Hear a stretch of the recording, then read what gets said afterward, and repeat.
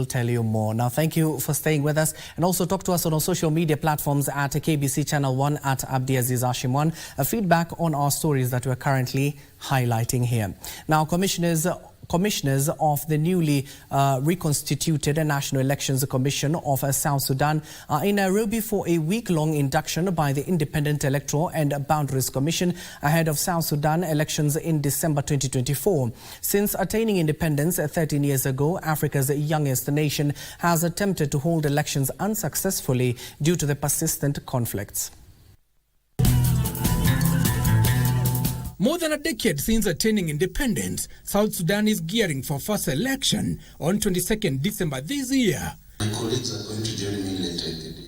In preparation, commissioners of the National Election Commission are undergoing a 5-day-long induction and capacity building by the Independent Electoral and Boundaries Commission, facilitated by the Kenya South Sudan Liaison Office in Nairobi. We are a very young commission.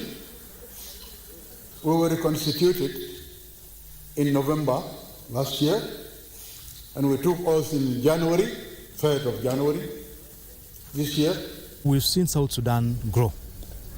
However, there have been some challenges on security, economy, but so far there is progress. And if we give chance to the opportunity that we have right now and support South Sudan, we can for sure, we can have a government which will be formed after the first election, and it will run continuously as the way Kenya runs.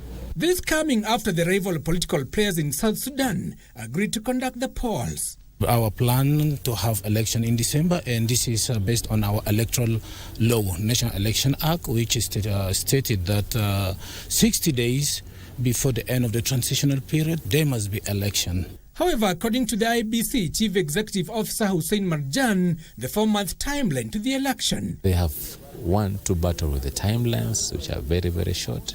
They have to do the logistical planning. They have got to procure. They have got to buy technology if they are going to use technology. They have to register their voters, which they have not. Those ones are going to be a nightmare. The voters' registrations is soon to start, and that one all based on what the Election Commission have submitted to the parties to the agreement. Principal Administrative Secretary in the Executive Office of the President, Ada Osia, said the Kenya government will support South Sudan by building their capacity to hold elections. Because I want to believe that in the spirit of the Commission in Southern Sudan, your interest is making sure you have a Southern Sudan which is better after that election. If successful, it will be the first elections to be held in South Sudan since attaining independence on July 9th, 2011. Giverson Minor, Prime Edition.